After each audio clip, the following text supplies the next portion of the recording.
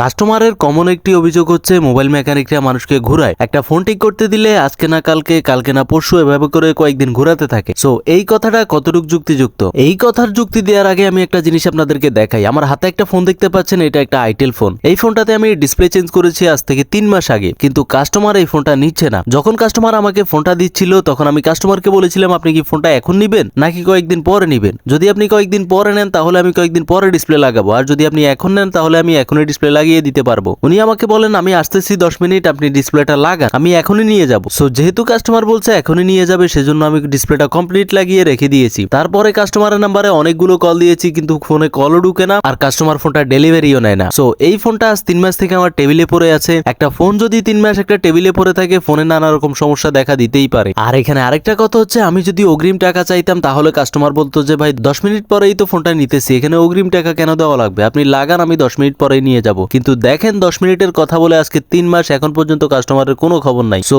এই জন্যই আসলে মোবাইল মেকানিকরা কাস্টমারদেরকে ঘুরায়। দেখা গেছে একটা কাজ করতে দিলে কাস্টমাররা ইমিডিয়েটলি কাজটা করে দেন, তাড়াহুড়ো করে। পরবর্তীতে যখন কাজটা কমপ্লিট করে সেক্ষেত্রে কাস্টমারদের আর কোনো খবর থাকে না, ফোনের আর ডেলিভারি নেয় না।